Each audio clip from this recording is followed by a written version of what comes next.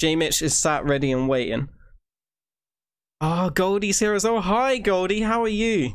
Now, can I just say as well, before I switch over to the screen with J Mitch on it, his hair is glorious right now. Literally 10 out of 10 hairstyle. Now, you'll see what I mean when I switch over. I'm just going to unmute him right now. Here we go. Hello, sir. Oh, there we go. I hear you. Can I just say as well, J Mitch has put in extra effort for this stream with a very special outfit as well. So I tried. I'm gonna switch this over right now. Does he still have the mohawk? Well, brace yourself, Steph. Grab the sides of the seat. Ready.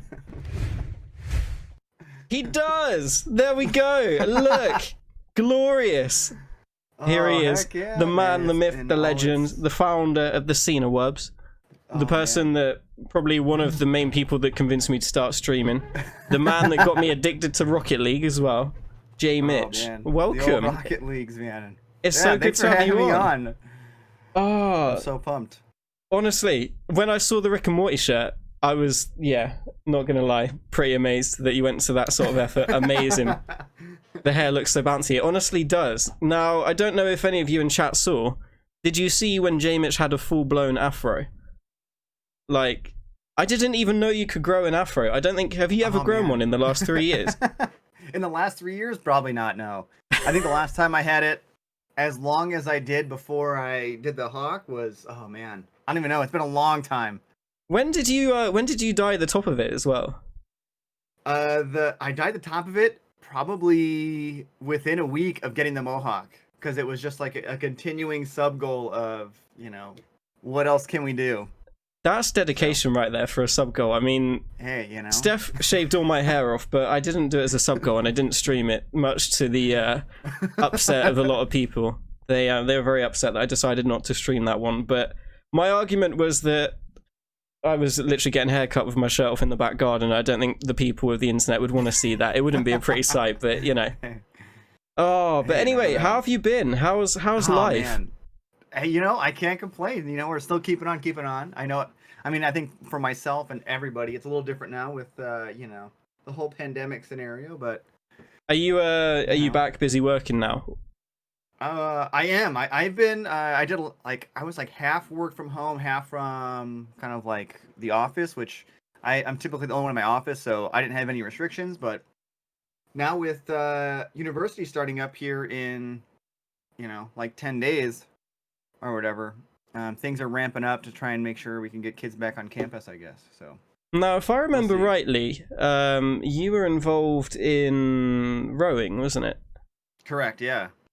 So, I guess give us a little bit of background. What that sort of involves. What sort of stuff you do. Okay, so a little bit of background on that. So I got involved with that when I was in college. Okay. Right. And then, so this is I'm gonna date myself here. So back in 2005, as a freshman in college, getting involved with it. I did it throughout college, and then I had the opportunity out of college to start coaching it and all that kind of stuff. So it's 2020 now, so I've been doing it since then. So for me now, kind of like what that entails, it's dealing with. I've got roughly 125 athletes I have to kind of take care of.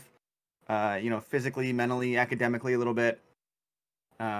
So, this whole, current pandemic situation was crazy with like the school kind of like shutting down. Yeah. And the season shutting down, and then getting them, I mean, I couldn't imagine if I was, a 20-something-year-old kid and,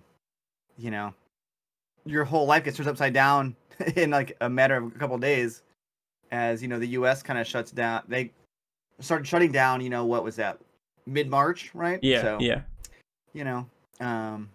But now getting things ready for them to hopefully come back and kind of get back into a normal routine of life, It's the new normal, they call it, isn't it? Yeah, a little bit. It's gonna be different. I think it's gonna be different for quite a while as well. I think it's gonna take a lot of getting used to, but yeah, it's I think everybody's just trying to get back to some sort of normality now, but for sure.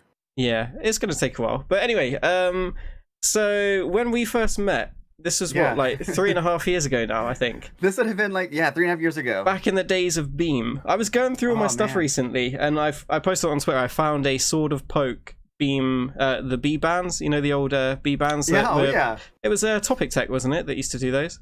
I believe so. Yeah. Yeah. God, Beam. It feels like so long ago now, and I do miss Beam because it was such a nice place. It's been a little bit over 3 years from the Beam name change Yeah. to Mixer, right? But because when did you initially get your account and start using Beam as a regular user? March 2017. Okay, so the March, yeah. So I And was then- like mid-February, so Yeah. we're And I think it was was it April, May that they rebranded to Mixer? So I had a good like 1 or 2 months yeah. of Beam, yeah. Now, you when I joined the website, you were famous maybe for 2 things. The first would be Rocket League. Your Rocket League streams were literally the best. You got me addicted to Rocket League. Oh, I also man. saw Ben God of War in the chat, who I met through your stream as well. Yeah. Who was basically the guy that was always in your stream showing everyone else how to play Rocket League, and literally he was always. He was and still is like a troll in the best sense. Whenever I play Rocket League, He's the nice kind of troll. He's not the. He's not. You know what? Yeah, that's true. I was gonna say he's not the rude kind, but I guess you have that sort of Rocket League toxicity. I don't know if it's rude or if it's just part of Rocket League, but yeah. And then the other one is obviously the Cinewubs. Now, yeah. if any of you don't know what the Cinewubs are, I'm not sure if I'm allowed to play a clip of it because of copyright stuff.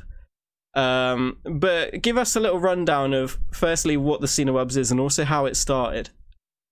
Okay, so the Cinewubs, it in its current iteration now, it's just like a goofy kind of dance that I do. And at the time, and this kind of goes back into like how it started, was just trying to find something stupid and goofy to do back on Beam with the Mixplay board. Yeah. Right. So a lot of stuff back then was like, play a sound clip, play a GIF. So I was like, all right, well, I need to be different in some way and make it do something, make me do something. Yeah. And I don't know how I came about like that sound file, but I was like, okay, this works. And then I think it started with like just me dabbing, and then it started into me like dancing for the entirety of that like 15-second song. And initially it started with like me and my son just dancing, because he was with me a lot of times in those first couple first month of my streaming. He was always in there with me. So we would just dance and do goofy stuff for the time. And then as he, I don't know, got bored with being on stream all the time, I guess, I just kind of kept it. And then eventually it evolved to, it got into like a routine of it. And I guess it caught wildfire in a sense where, you could just spend some sparks. And then especially in Rocket League, or if I was like, still playing Overwatch once in a while, I would drop my controller for 15, 20 seconds and then do the goofy dance. So like, it was it was a way to kind of troll the streamer in a way too. Do you know to date how many times you've done the Cinewubs dance? To date? Oh, man. You know what? Let me open Scorpbot. It's been, I'm trying to think, because I don't know how many times I did it before we started recording the number, but it's probably close to, 3,500 times maybe. That's insane. Maybe, I remember maybe it was still, more. I remember even back in the day it was over 1,000, and obviously you had a for big gap sure. where you weren't doing it anymore. But that's insane. Yeah, I don't know. Let's see. I'm trying to think if Scorpbot's gonna tell me, but yeah, it's probably in the over the total time of that kind of shtick, probably about 4,000 times. I wish I'd kept account of how many times I've done Rag Castle's chair dance as well. The 2-lit dance. Yeah, right. I think a lot of people don't realize that I started doing that on stream as a tribute to Rag Castle. And if you don't know Rag Castle, he it was another person that I met on Beam, and he did the most hilarious and amazing karaoke streams. He's one of the people I think I really do miss as well. Like, Oh yeah. I remember, I think the most favorite stream of his I ever watched was, I think, was it, what was his name? Was it AK?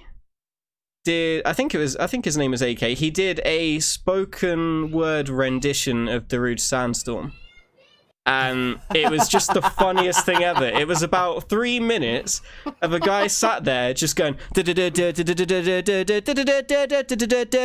was just amazing. Like, when you think about it like that, it sounds maybe stupid. It sounds ridiculous, but literally, the guy was taking it seriously. Like, no way. It was dude. amazing. That's actually awesome. I remember spoken word Sandstorm. Yeah, That's so literally good. a song without any lyrics. They did it on karaoke. Insane. that's so I good. really miss him though. I don't really know what happened, why he stopped streaming, but there was like a cool group of streamers that I met on Beam, and I think they were the ones that kind of encouraged me to try streaming. And honestly, I think I met most of them through you. Through me. So yeah, through your streams, Well, I like to met hope I hang out with a pretty cool group. I met Radcastle, and through you and Rad, I met Goldie, who I can see in chat now. I also met Cassie as well through your streams. Okay. Yeah. I'm trying to think who else I met as well. There was a list of people, but yeah, I think you lot. There was also Mavadosi as well. I think you lot were the ones that kind of made me want to try streaming, because I remember when I joined Beam, I had no intention of streaming. I would hang out in streams. I play a lot of Rocket League in yours. But yeah, I don't know. I think you lot kind of encouraged me to try, and I really enjoyed it. And here we are now. It's You know what I mean, been right? a crazy 3.5 kind of- years. Yeah. It's kind of a crazy revelation in a way. Would you say? Okay, what would you say is your highlight over the last 3 years? Out of everything, Beam, Mixer, Twitch, what would you say is your favorite bit or your most memorable moment? Man, I don't know. That's great. I mean, I think. Oh, geez. I don't know if I could pick like a defining moment. I mean, you know what? I will say there was probably like the moment I hit like 1,000 followers back on Beam. Yeah. And like I think that at that time for someone who is like new to streaming, that was such an awesome like accomplishment, as well as like even just on Beam having 1,000, at that time was kind of big too. Yeah. Yeah. I think in general, just the accomplishment of being a Mixer partner it's got to be up there, because then that like, yeah, I think that kind of like cemented for me streaming as like a really solid, like, I don't know, like hobby to continually do. Which is why I do it now. So I think I don't want to say that if I didn't get it, I would have stopped, but I think that was at the point where it's like, oh man, I'm actually like doing something that makes a difference to other people. Yeah. And I think that's what was like the motivation to continue doing it. So, what actually made you decide to start? Did you join Beam with an intention to stream, or was it a similar thing where you joined the platform? You thought, I might give this a go as well. What made you make that decision to hit that live button?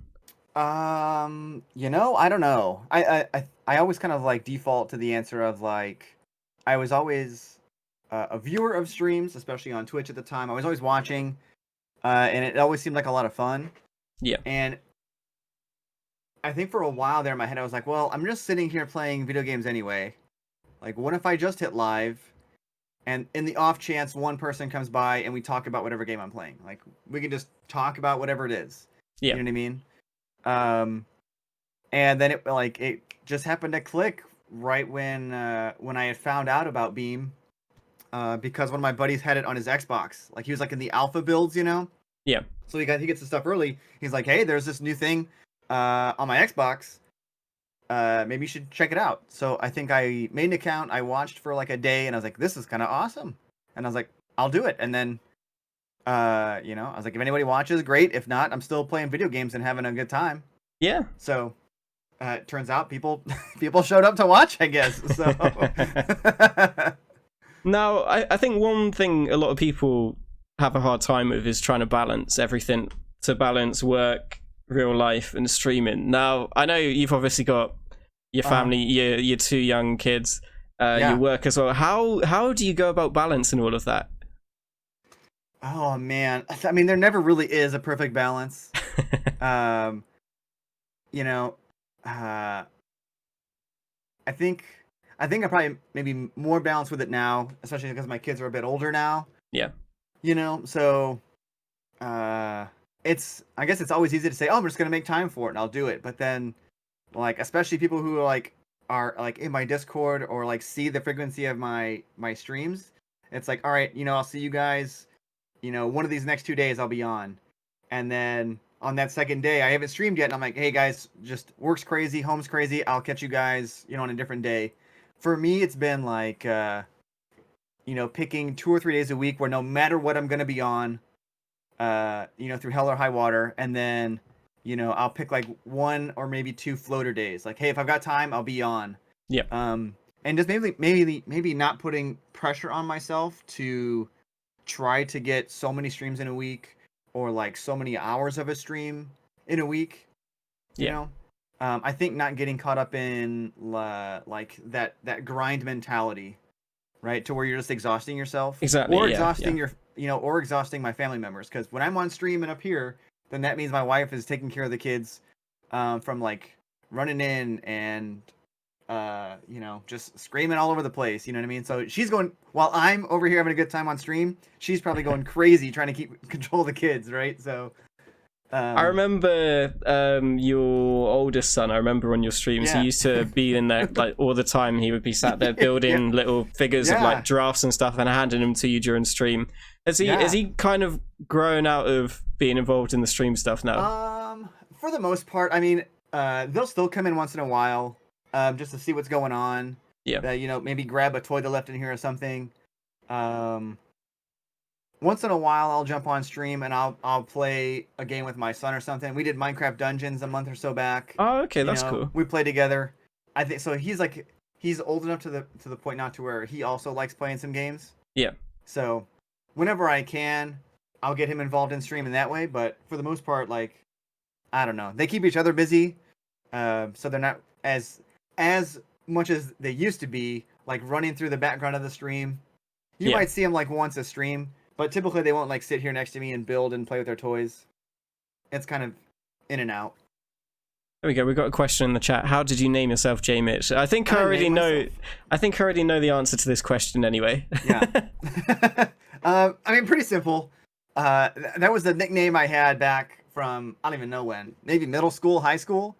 That was just the nickname given to me by friends and all that kind of stuff, and it just kind of stuck throughout.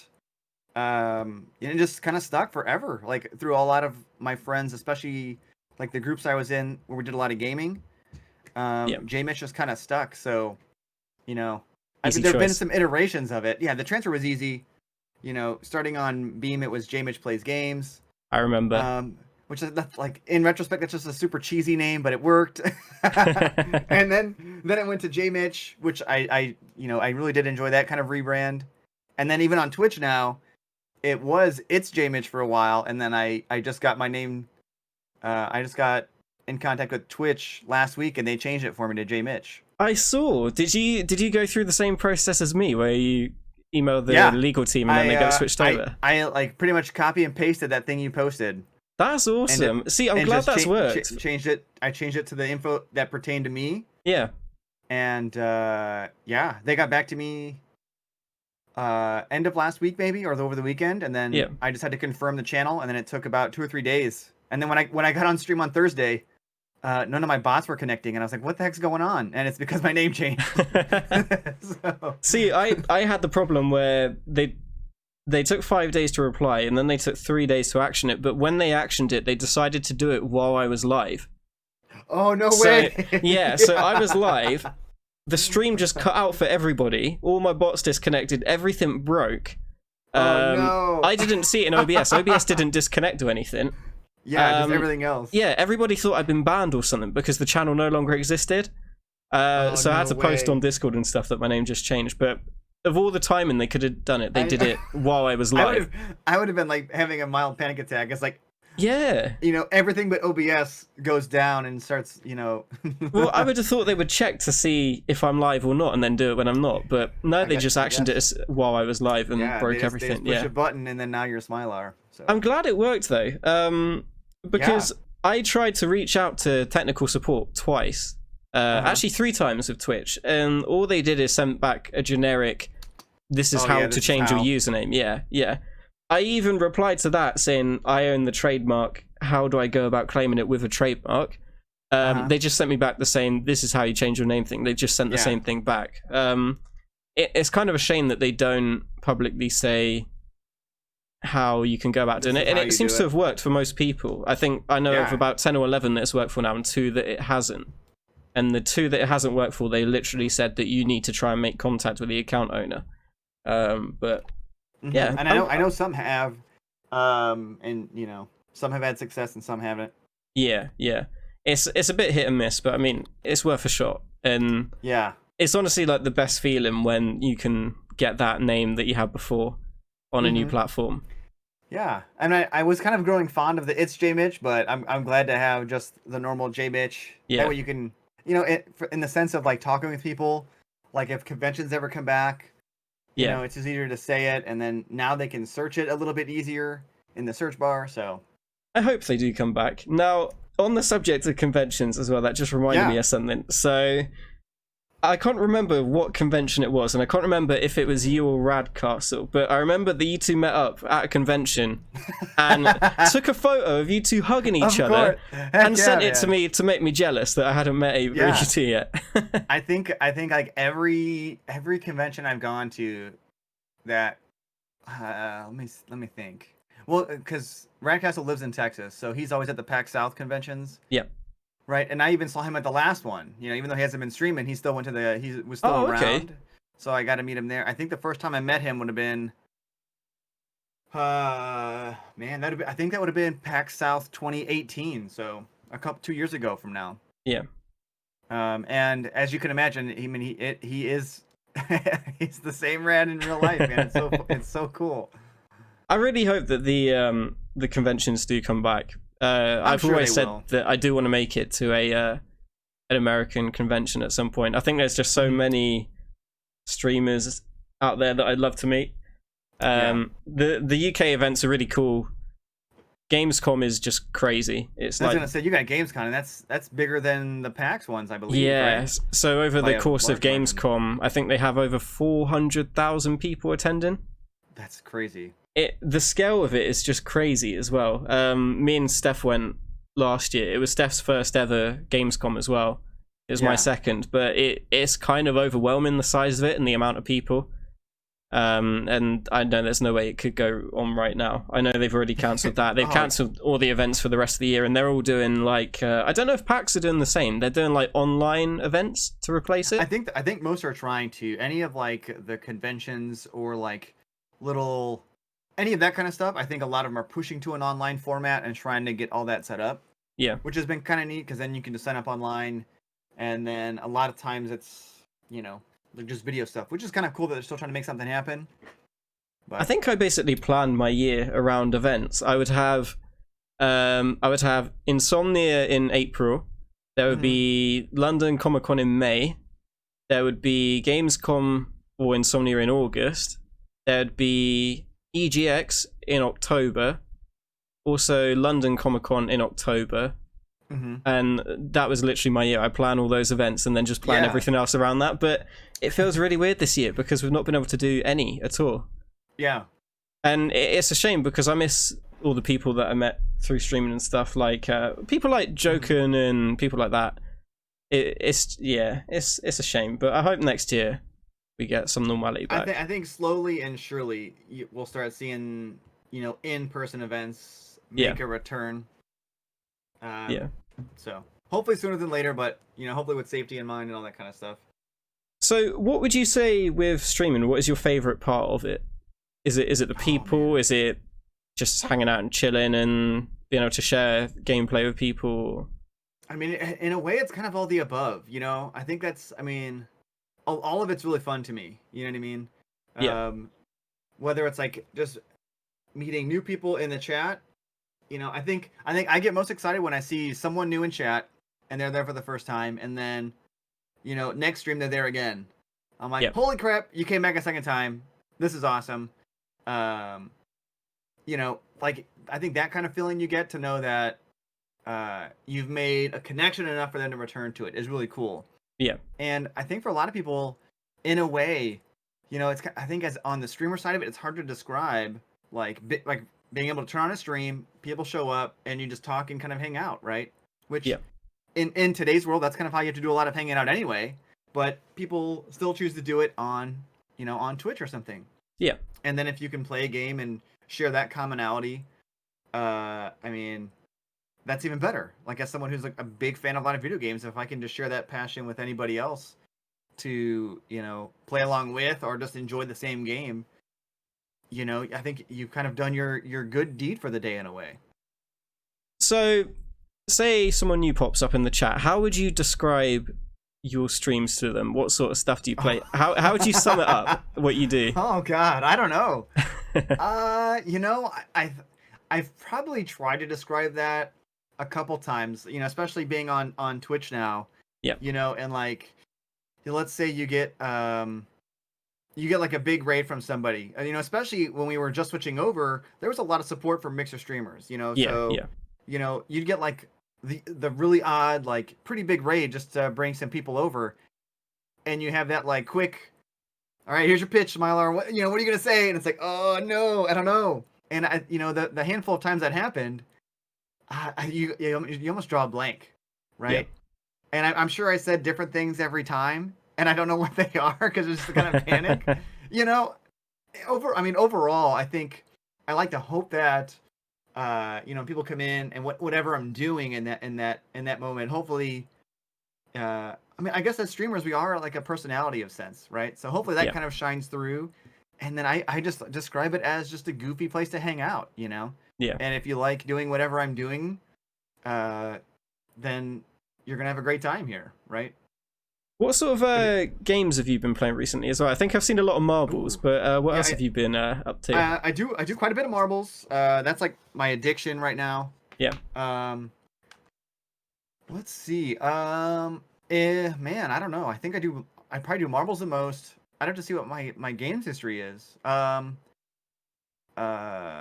On usually 1 or 2 days a week. Usually I do marbles 2 or 3 days, and then the other 1 or 2 days I can get on. One of them is always our Wednesday, where I usually team up with Goldie and we do a community day. So we usually have, we call it Spirit Week in my Discord, where we have a theme. Everyone on stream and in Discord dresses up really goofy. We play a game together. Last week was we did Animal Crossing for Shark Week. Which was kind of cool. Fall Guys, I think Fall Guys is the big hit right now. Yeah, that's like my number 2 game right now. Whether I'm on stream or not, I'm just jumping in Fall Guys. Have you seen the Twitter account for Fall Guys? Yes. The guy behind it is a genius. Just 100% insane. They've got 100%. This beef going with Tim the Tatman right now as well about the fact that he's still not got a win. It's just like daily back and forth. It's so funny. That is so good. Yeah, I think on the social media side, they're crushing it, and that's why the game's been such a big success. Yeah. But I would say like right now, I'm doing just tons of marbles and Fall Guys, and then usually one other random game based off whatever we choose for the community day. And it's been, it's just whatever it is that we can get a lot of people to play together. Yeah. So that's always kind of that's a mystery game.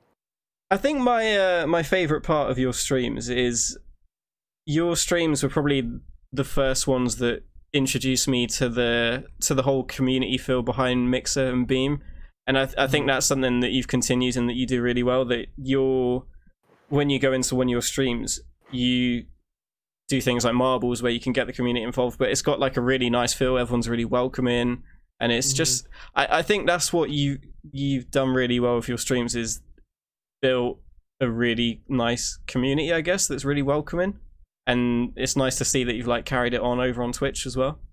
And I think for me as a streamer, like I probably couldn't, however you want to define success as a streamer, I probably wouldn't have done it nearly as well if I focused, like, let's say, purely on gameplay, right? Yeah. So I think for me, like that was the obvious choice, and I think that's why I was doing the streaming in the first place, was to like hang out with some people, right? Yeah. Or meet some people. So it's like if that's why I'm doing it, then that's what my focus should be, and not like, hey, thanks for coming in. Let's watch me for the next hour try to get a 360 no scope, which is never gonna happen. Like this is not gonna happen.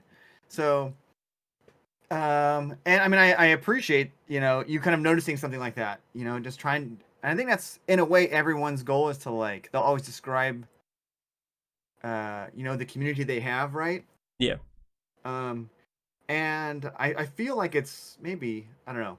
I don't think it's hard to build one, but it just takes a little bit of like time, invested in the community to really like cement it as a group of people who enjoy hanging out with each other, Yeah. whether it be like in your stream or or when they're just in chat, or like if you're busy for a day and you're not in Discord, are they still talking in Discord about what's going on? Yeah. Yeah. Or like if you go to another stream, are a few of the people in there and they're hanging out chatting, so like I can watch your stream, and then I can go to Jokin's stream, and there's going to be a handful of people that are the same, that Yeah. the community is just kind of carrying over to the next person, and it's that's kind of like when you've hit like a sweet spot in, not only what you're doing, but like kind of what you're creating with some of the friends you have as well.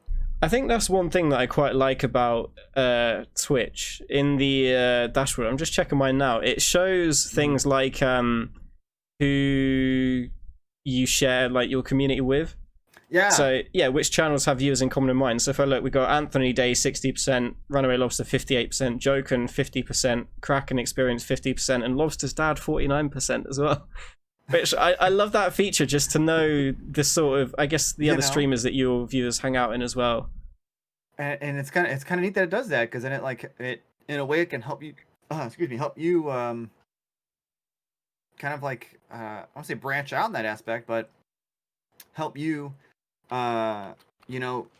see what everyone's similar interests are, Yeah. in terms of like what are they watching, and who else are they watching. Yeah. Yeah, definitely. Yeah. So we'll fast forward a bit. So Sure. the mixer shut down. Yeah. How did you react to that? Did you expect it, or did it catch you by surprise? Or I think in a way everyone expected it at some point, right? yeah, yeah, I think we were just riding along, and I think for the most part, a lot of people were just like, all right, I'm just gonna go down with the shit whenever it happens, right? yeah, I don't think anybody thought it was gonna be that immediate. It was like, oh, we got a couple years, we're gonna, Mixer will continue to grow, blah blah blah, and then we'll know when it's gonna happen. Versus like you wake up one day, here's a tweet, and the locks are changed on the door, and you're homeless. Yeah. So I don't know. I think it was one of those things to where I think I'll say for my case, for me individually, I was like, all right, and I think for me, luckily somehow, I had already been streaming marbles once or twice a week on Twitch already. Okay. Right? Because I've been wanting to do marbles, and they've been making a bunch of updates, and like I did it on Mixer, but without you being able to like interact with the game itself on the Mixer side, it really made it hard. Yep. So I was like, okay, well I'll do it on Twitch a couple days a week or whatever, just for the hell of it and have fun with it, and that'll be that. And that was kind of like, I did it for me to enjoy the game more, because I was watching a lot of streamers and playing it, and I was like, I want to have that kind of fun too. So I had already somewhat had my foot in the door a little bit. So when it was time to switch, it was like, okay, people from Mixer will come over. That'll be great. But I've also got like a little bit of a safety net here from people who have already know who I am for the last like 5 or 6 weeks. Yeah. And then I'm just gonna be like, hey, I'm coming over here forever now. You know what I mean? Not like I'm only here a couple of days, then I'm on Mixer a couple of days. It's not like, okay, you guys watched me already twice a week. Now you can watch me 4 times a week now. Yeah. So for me, I mean, it was a bummer that, we talked about like Beam in the beginning of the stream today, we talked about Beam and kind of like the community aspect Beam brought, and, all the friendships you build there. It's like, oh crap, I hope I don't miss anybody as we switch over. I think to everybody's benefit though, we all had to go. Yeah. It wasn't like, Mixer just like said, all right, half of you guys, you're banned, go somewhere else. It was like, all right, everybody's out the door. So, I think that first 2 weeks, everyone was just trying to get everybody followed back on their list, which was really cool. Twitch streamers were trying to help Mixer streamers make the adjustments and come over and provide tutorials and insights on everything. Yep. So, as bummed as I was, it was like, it's, everyone's helping everybody, the transition is going to be, I don't want to say it's going to be easy, but it's going to be easier than if you were just like, all right, I'm leaving Mixer, I'm going over, you know. And you and I both know, we've seen that Twitter story 1,000 times, to where someone's like, screw Mixer, and then like a month later they're like, hey, I'm coming back to Mixer, and you're like, ugh. Yep. You know? Yep. I know exactly what you mean. Yeah. So, you know, I think I was less, I think maybe the first couple of days, I don't know if I was worried, but I was just like, oh my God, what am I going to do now? Is the same goofy stuff I'm doing on Mixer, is that going to translate? You know, and luckily for, I think, a lot of people, it did, you know, and I know some people took it a lot harder than others. Some people were like, you know, they're still like, you know, trying to adjust to Twitch and, you know, all that. But in the grand scheme, I think it's, you know, in a way, it's been better almost, you know. I guess it was an easy decision for you then, if you'd already been doing some streams on Twitch, rather than, did you ever consider Facebook or YouTube, or was it always a clear cut? Wasn't really thinking too much YouTube, because I haven't really done too much of it. I don't find myself watching YouTube that much anymore already. So like, I think having to jump into that ecosystem and like learn how like just that works would have been kind of tough. Yeah. Same thing with Facebook. Like right now I'm doing doing the hours for like that Facebook bonus we were offered, right?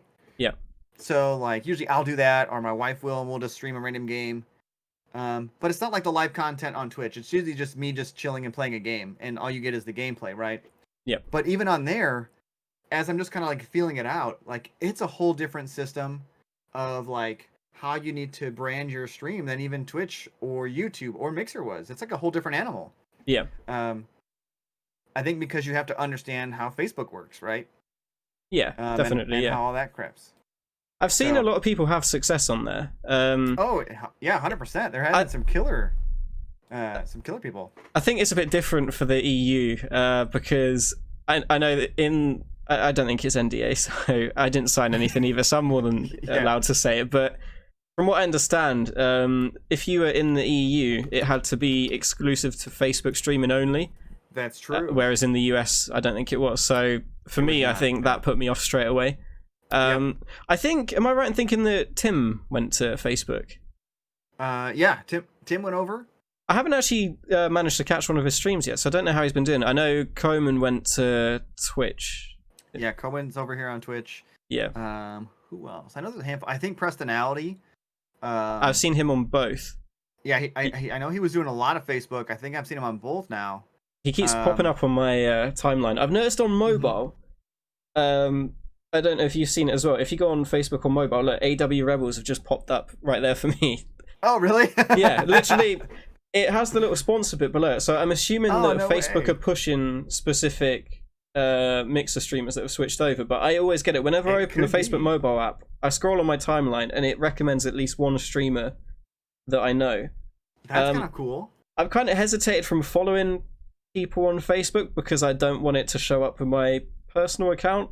I know you can watch and comment with a page, but I don't know if you can like and follow as a page as well. I don't think you can like and follow as a page, but I know you can. I know you can comment as one. Has that side of it put you off at all? Say your wife or anyone else popping into the stream and it would be on their personal account. Has that put you off at all? Or you know, I don't know. I would say yes and no. Like I think it's just one of those. Maybe one of those growing pains of the platform, right? Yeah. I know there's been a lot of talk, or a lot of like suggestions from people streaming on Facebook to change that. But at the same time, I think people have to understand how Facebook works, right? And it is a social media platform, yeah. If everybody made like a fake alias account, you know, for something, then you know then Facebook itself doesn't work. Exactly, yeah, and I think Facebook have put in measures to try and stop that as well. So I actually tried to make a profile called Smilar Media, so first name, surname. It wouldn't let me. Facebook literally said, it looks like you're trying to make a page for a brand. Like an account for a brand, so it told me to make a page instead. It actually wouldn't let me create a fake account. They figured you out, man. Yeah, I think it depends on who knows that you stream. Because I know in terms of my Facebook page, I don't think many family or friends, if any, like or follow my page anyway. So if I started streaming on there, I don't think they would notice. But I think, say Steph's an example where her parents both watch her streams, and if they don't have their accounts locked down to a certain level, you'll get surnames, you'll get location, you'll get like family and friends and all that sort of stuff. And I guess it's you've got to be sure that the people that know about your streams have got the right measures in place to prevent stuff like that. Because if I did that and I didn't have my account locked down, they would get my name, they could see all my family, they could see my location, and I think that's one of the things that put me off as well, because I know, say one example is my cousin pops in and watches my stream sometimes. Now I know for a fact that his Facebook isn't locked down, so if I did a stream on Facebook, they would get my name, and he only lives like 10 minutes away from me, so they would get a location right by me, and it's it's always a worrying thing. And I really hope that Facebook address it. I think the problem that they've got is they've built a social media platform, they've moved into streaming as well, but they've kept the two of them really closely knit, and that's one thing that's very important for streamers, I think, to protect their identities, because there are crazy people out there. Yeah.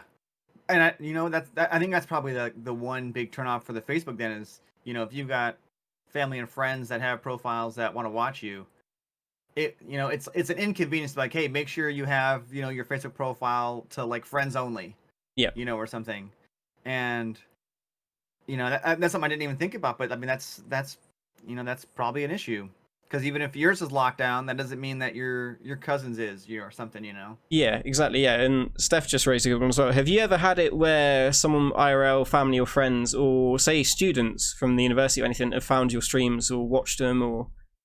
I've never had anybody that I don't know, watch me and then try to find me in some way. Yeah. I mean, not that I know of yet. So, I have had like some of the athletes I work with. Yeah. Some of them know, like some of my coworkers know that I stream, right? And that was one of those things to where it was like, I think I added some of them like on Xbox way back in the day or something, and then when you're on Mixer and you go live, it's like, hey, Mitch is streaming. Yeah. And then they happen to catch it, and then obviously, if you're working, with a bunch of athletes, that spreads like wildfire. Like, holy crap, did you see that this is happening? So, a lot of the kids I work with, they know, right? They think I don't know what they think of it. I know some have watched once in a while. They'll come in and just watch a stream. But like no one that I don't know has watched it and then tried to like find me, like at the grocery store or something, like randomly. Yeah. Which I'm glad. That'd be kind of odd. I don't know how I'd handle that, to be honest. I guess that leads on to the question: have you had many problems with trolls throughout your streaming, like really bad trolls, or do you just get the normal kids popping in being stupid sort of thing? No, I don't think I ever really had to deal with like a serious troll issue on that sense. You'll get the people that'll randomly come into your stream and like try to get under your skin or something. Yeah. And I think it's one of those things to where it's like they're so obviously trying to do it that it doesn't even bother you. You're like, whatever. You ban them. Sometimes I'll just leave them in there. I'm like, all right, whatever. You're trying to make fun of me, but I don't care. Like I could care less. I'll just let them talk there. Talk in the chat until they're tired of it, and then they'll leave. The one thing I think I have seen, I don't want to call it like trolling, but you'll get the bots on Twitch now. Yeah. It's like, hey, do you want to be famous and buy some followers and some subs? And I'm like, I've not had that yet in my chat. The one that I had, the memorable one that I had on my stream on Friday was the account name is Dong Awareness, and it basically came into the chat and just spammed the giant penis over and over. And from what I understand, because I think I've seen this in Steph's stream as well, there's multiple accounts that do that. So this was Dong Awareness 86. I don't know if that means he's got 85 other accounts, but I'm sure. It's a very weird kind of troll. I think that's what I found with Twitch, is that the type of troll on Twitch is kind of different to what it was on Mixer. Oh, for sure. On Mixer, I found a lot of it was just, I guess, kids being stupid and popping in saying like, oh, you suck at this and that sort of stuff. I've not really had any of that on Twitch. I think it's just been Honestly, I think apart from Mr. Dong Awareness 86 popping in, I don't think I've really had any trolls at all. I don't think I've really banned anyone either. I don't know. I think I've been a few people that came in and just like started with like some racial slurs. I was like, all right, handled that real quick. Yeah. Not even gonna bother with that one. You know, luckily like the auto mod grabs it.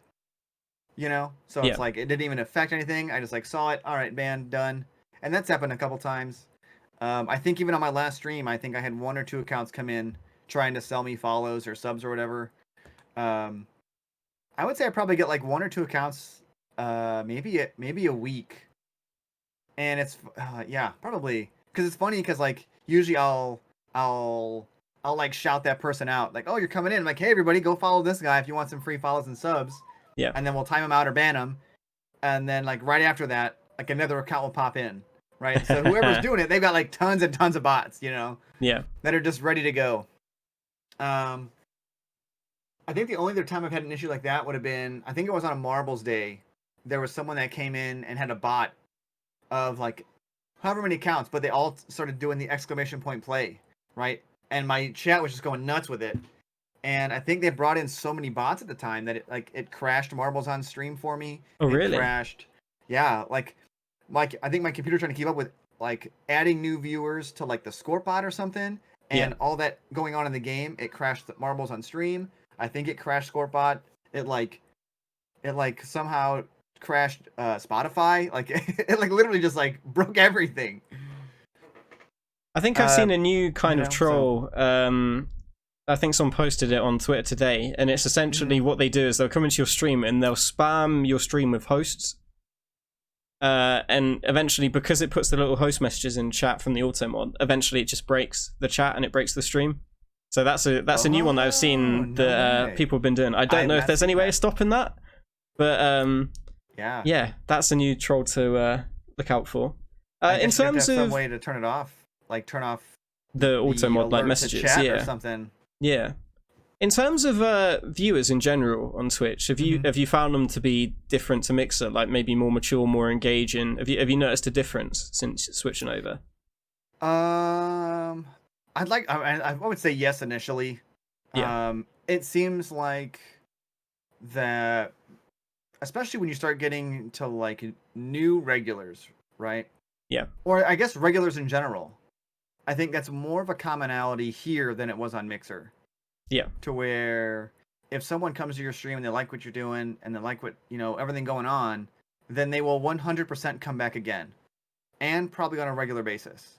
You know, to where, as I think on Mixer, you know, you've probably had the core group of whatever number, you know, 10, 15 that are there no matter what anyway. Some might be other streamers.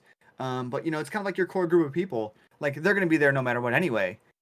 But I feel like on Twitch that core group is a bit bigger, right? Yeah. It seems like there's people that are always going to be there, whether I'm playing marbles or I'm playing, you know, whatever we're doing goofy on, you know, the Community Day Wednesday or something. But it just seems like people are, I don't know what the word, like maybe more respectful of like that being a thing, not just like, all right, follow, see you later, bye. Yeah. And then you never see him again, you know? I think in that sense, that's a huge upside to the Twitch community has been, you know, people do, if they like you and follow you, they do return. Yeah, definitely. And on a pretty regular basis. You know, it's not like on Mixer where it's like, hey, remember when you used to do this stream a year ago? And I'm back now. I'm like, what? You know, it's like, you haven't been here in a year. What are you talking about? You know, like, and I feel like that happened all the time on Mixer. You know, you get that random kid who was on his Xbox, found you, and then like a year later, pop back in, like, and they be like, I haven't watched you for over a year, and it's like, why not? Yeah, you know, they'll hit like the follow age, and they've been following me for like, you know, they're not lying, and they're like, hey, remember when you used to do that thing, like talking about like Cena Wubs or something, and I'm like, I haven't done that in 2 years. Where have you been? It's just like it's kind of weird that used to happen quite a lot on Mixer, and I don't think they realized when they were saying it that it kind of made it sound like they followed, never came back because you either changed what you're doing or they got bored or something came up, and then randomly found you like 2 years later and come back and like, oh hi, I remember you, but It's a bit of a weird one because you don't really know what to say in response to it when they're like, "I haven't watched you for over a year." It's like, well, thanks. I always go, where have you been? Like, Yeah. I can see if someone, if someone's there like every day and they're not there for a couple weeks. They're like, hey, sorry, I was doing this, this, and this, Yeah. but I'm back now. But it's like a year. Like, what Or were you more. doing for a year that you didn't come back? The best bit is when they would put the command in the chat to see their hours. So they've got like a 2.5 year follow age and maybe like 3 hours in the stream. Yeah. And it's like, you definitely Yeah. just watched for one stream and then never came back. Yeah, you're right. You did watch me 2 years ago that one time. That's yeah, and I think I think for me that's probably the big the big difference as far as like what the audience is. Yeah. I don't know how many of like my current audience is of like of your typical like younger age, like kids watching Twitch or something. Yeah. I don't think it's nearly as many as it probably was on Mixer though, since it many that are watching Twitch are watching it either on their phone or on PC, right? To where your Mixer user was probably just watching on their Xbox because it was on there. Well, I know Xbox does have a Twitch app, and I had a few people message me after True. Mixer shut down saying, "Where are you? What like where are you now?" I said I'm on Twitch, and they were like, "Oh, I don't have that," and I was like, "Well, you can get the app." But on Friday, I tried to install the app on my Xbox, and it doesn't work. It literally just kept crashing, kept breaking. I couldn't sign into it. It literally just kept saying, "Sorry, we've ran into an issue." I tried updating it, I tried removing it, reinstalling it. I literally couldn't get the Twitch app to work on Xbox, so that's not good. I wonder if stuff like that could be a reason why a lot of the old Xbox users don't watch stuff on Twitch. Maybe Mixer was just easier because it was always there, it was built into it, or... Right. That's true. I have it on my Xbox, and I'll usually do that in the morning when I wake up and have breakfast or something. I'll watch it on my Xbox, on my TV, before I head into work or something. And yeah, it's funny you mentioned that, as I think a lot of people, I think a lot of the younger generation of people that were like on Xbox watching Mixer, for a lot of them, Mixer was their first experience into live streaming. Yeah. Right? So they might not even have known what Twitch was. So then when Mixer's gone, they wouldn't know, like, oh, there is an alternative. I enjoyed live streaming and watching those. I'll download the alternative, which is the Twitch app, Like, the disconnect there, I think, is more than probably people would think. That for a lot of people, Beam/Mixer was their first live streaming experience. I guess one of the things as well is with Mixer shutting down, as far as I know, there's no Facebook gaming app on Xbox, is there? Plus, no. Plus, the Twitch app isn't exactly advertised. You literally have to go into the store and search for it to find it. And I think that's probably one thing that maybe Microsoft or Xbox could have done a little bit better with Mixer shutting down, is literally show people the options on the dashboard. And I think that would have probably retained a lot of people that were interested in streaming, because I know a lot of the Xbox viewers, they didn't have the app on their phones, or they wouldn't go on a computer to watch a stream. And I think... I guess for Facebook Gaming, especially as Microsoft said they partnered with them, I think that's kind of a missed opportunity to move a lot of the viewers over as well. Mm-hmm. I think they just probably assume, oh, well, everyone's got Facebook on their phone, they'll just watch off there. But but bridging that gap would have been huge. Yeah, I think it would have been. Now, what is your opinion on, I guess, not only the way it happens, but the fact that they sold it to everyone as Microsoft deciding to partner with Facebook Gaming? Because I've not really seen anything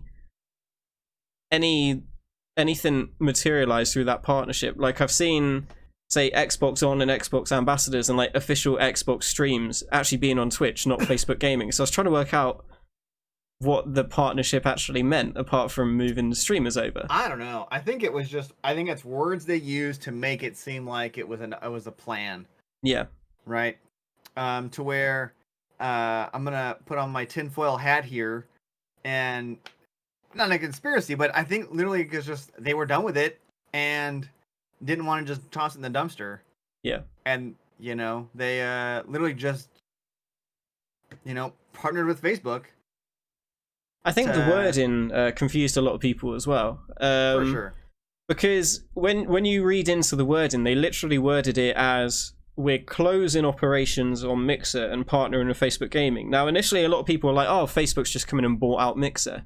But it doesn't look like that at all when you read the wording. It literally looks like they could see that Mixer wasn't as successful as they wanted it to be, so they just found a reason to shut it down and then just partnered with another streaming platform instead. Yeah. Now, whether Facebook Gaming is actually integrated into the Series X or anything like that, I don't know. But what I find kind of surprising is that almost all the games that they've announced for the Series X are going to work on the Xbox One anyway. And it sounds like they're not...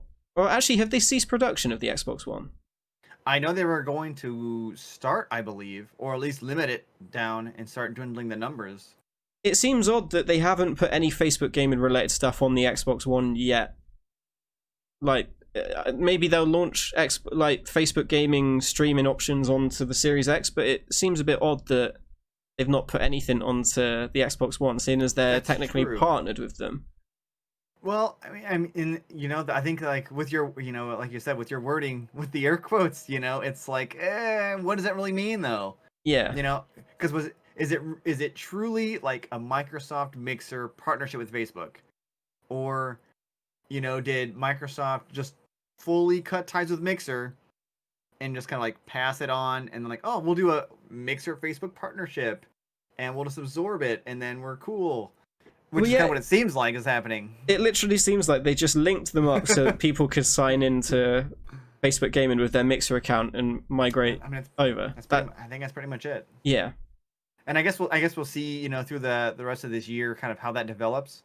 But my guess, based off what we've seen so far, is it's not really a partnership in the sense of like, as we're thinking about it, to where like, oh, let's get some Facebook gaming stuff into the Xbox One and on the Xbox X and let's try and build it together versus like, hey, thanks for taking that off our hands. Yeah, it literally just seemed like that, yeah. So I think a lot of people are still, I guess, upset about the way it all happened, and I guess a lot of the blame was like incorrectly diverted at Facebook, because I think initially a lot of people thought it was Facebook's fault that Mixer was shutting down, but I think afterwards it became clear that it was a Microsoft decision. Yeah. Now, did you catch a lot of the last streams on Mixer? So I know Matt was doing a stream, and there was also one of the engineers did a final stream where they literally pushed a big red button to shut down Mixer. Did you manage to catch any of that? I was watching the big red button push through your stream, actually. Oh, okay. I'm still proud of the fact that my last ever message on Mixer was just the letter Y. Yeah. There was someone, I can't remember who it was, posted a screenshot showing that he was the last ever message on Mixer, and literally like the message before was just me saying why. And I feel like I said goodbye to the blueberries in the best way possible. 100%, yeah.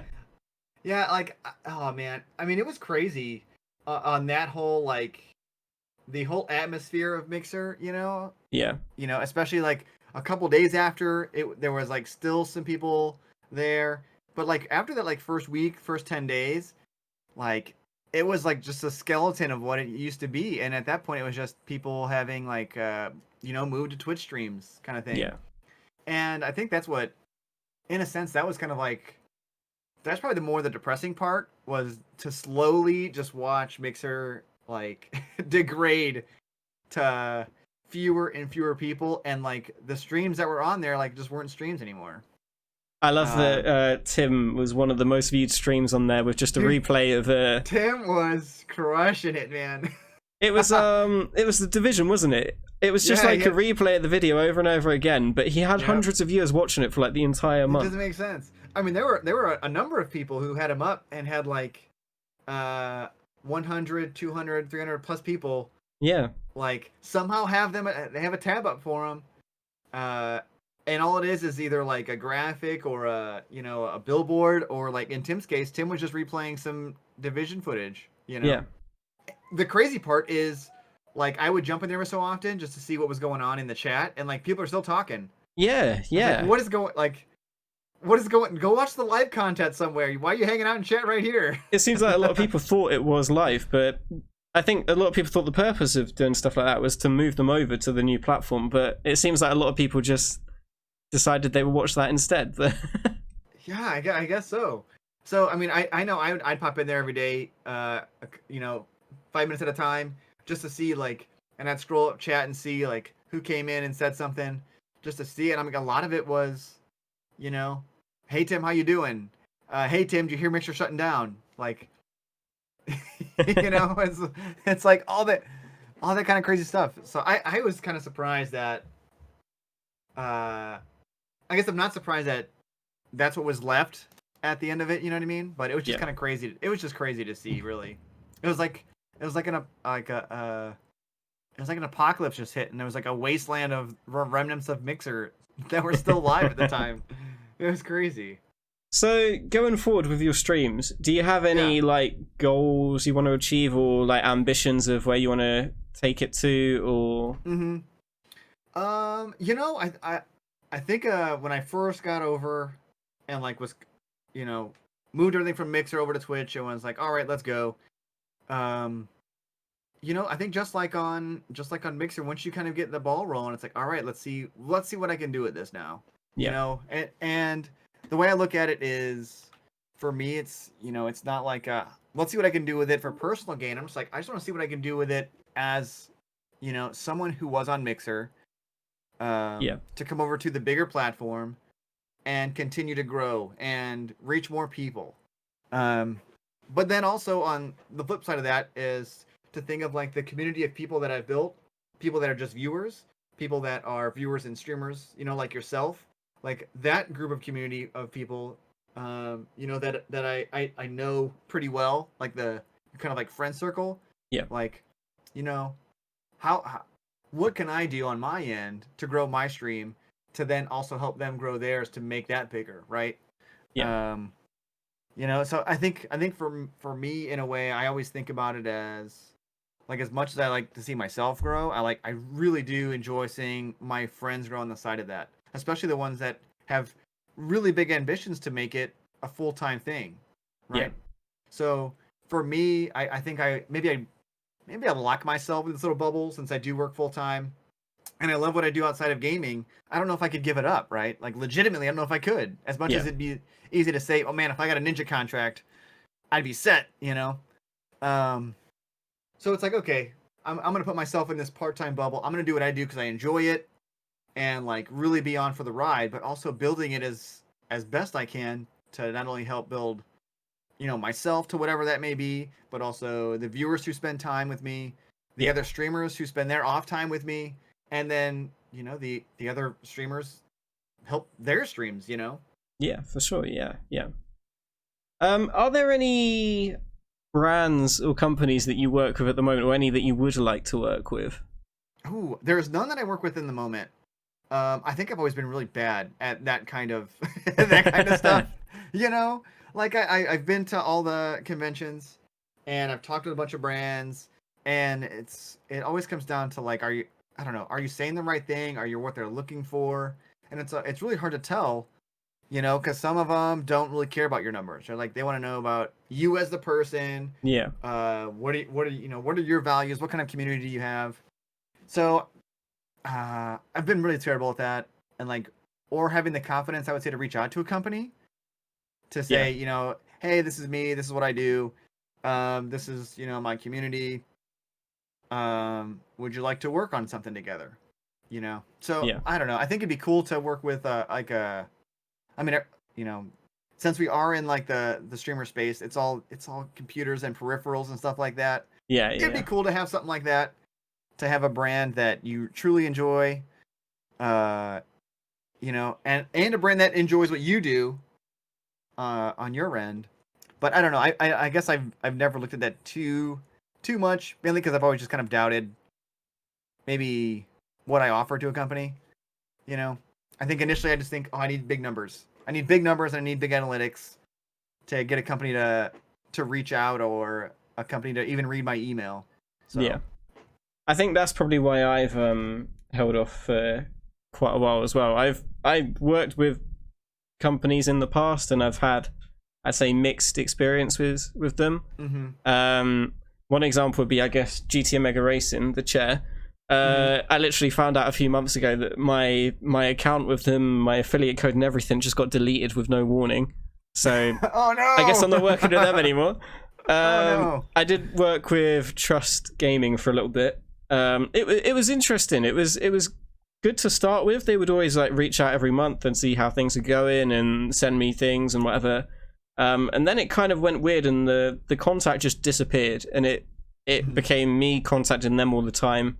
And I remember like the last contact I had with them was I reached out and said, I hope everything's going well.